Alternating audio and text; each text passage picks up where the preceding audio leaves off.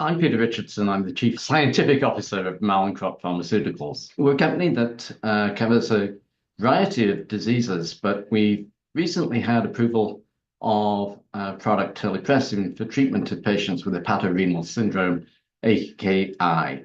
And our interest is really how we bring this to patients and ensure that it's used effectively for these patients who are really desperately ill. HRS stands for hepatorenal syndrome. So it's a disease affecting the liver, the kidneys, and the patients who get this are those that have chronic liver disease and cirrhosis, usually with ascites, which is where you get a buildup of fluid in the abdomen. And then the kidneys start to fail. It's recognized by deteriorating the condition. It can be precipitated sometimes by things like an infection or after the fluid's been removed from the ascites. And it's characterized by an increase in the serum creatinine, which is a marker of renal function. And how quickly that's elevating points to the disease occurring. And this is a really serious problem for these patients. Unfortunately, at that point, the outlook is very bad. The mortality is high, and it's a medical emergency.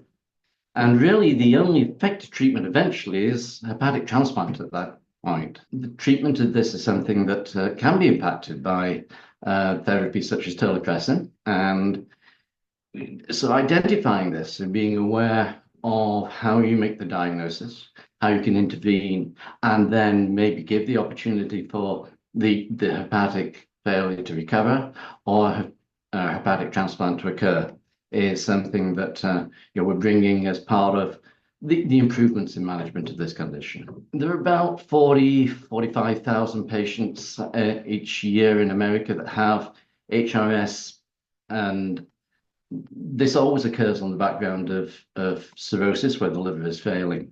And if untreated, mortality there is 80%.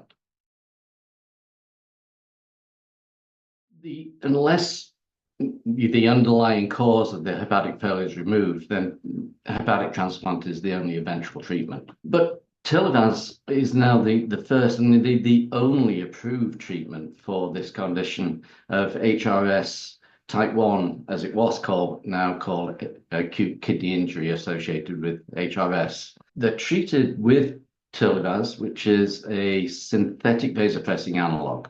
So this means that it has an effect on the circulation and allows an improvement in function in these patients, leading to a resolution of the increasing creatinine failure there.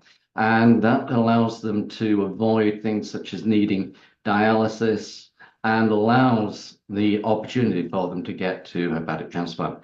Of course, I've got to remind you that there are always downsides and potential risks around these therapies. So respiratory failure, for instance, is something that's been associated, and we need to be really careful in monitoring patients to make sure that their oxygen levels are good. And you really also want to make sure that using this only in patients who don't have an ACF grade of this condition above 3, because those patients just don't do as well from this. So there's a good target population described in our label and how this should be used to both achieve the efficacy that we've seen and also the safety that we want for the patients.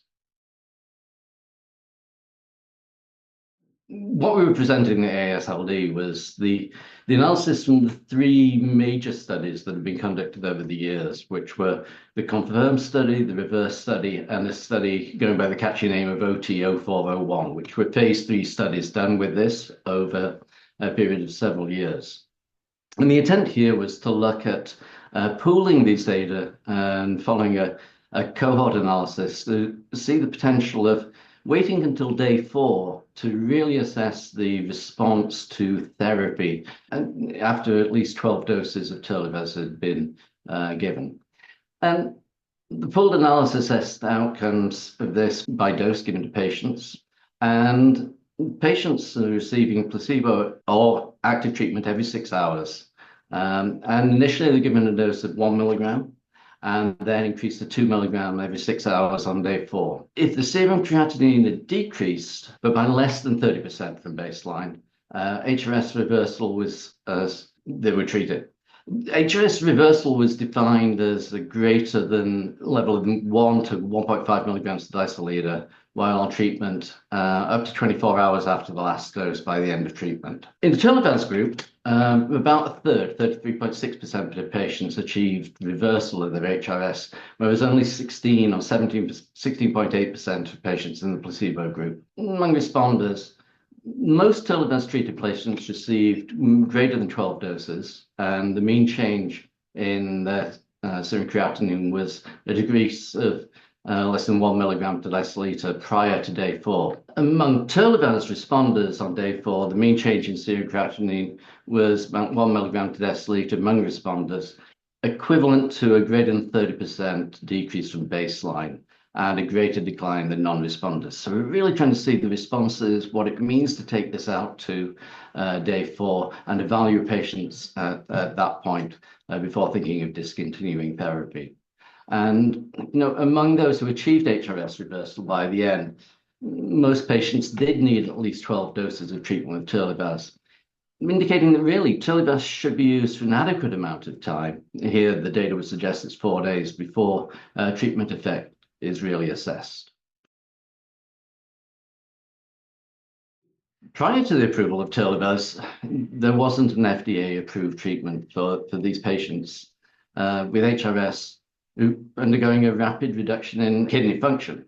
And until the FDA approval and the availability of Terlivaz in the US, the standard of care really included off-label generic vasoconstrictors and used in concomitant albumin, which is also used with Terlivaz. The only curative treatment for the underlying disease is getting to liver transplant. And now there's an option for how we can help patients to get to that point. And the AASLD guidance states that the preferred drug to treat hepatorenal syndrome, acute kidney injury, is Terlipressin in combination with albumin. And we think this really brings hope to a group of patients who are desperately ill, and we can have a significant impact for them. For me, the understanding of how we can improve the outlook for these patients who are desperately ill is something that we care about very much. Really talking on the back of all of the researchers, the patients, the investigators, and folks that have worked so hard in the studies, contributed so much to bringing this to an eventual approval. And we're incredibly grateful to the support that we received, both from the community, the patients, the scientists, and the team at Mallinckrodt, who really cares about bringing this therapy to the population that can benefit. Besides, Terlivaz may cause serious or fatal respiratory failure and is contraindicated in patients experiencing hypoxia or worsening respiratory symptoms, and in patients undergoing coronary, peripheral, or mesenteric ischemia. Please see our website, www.terlivaz.com, for complete risk information.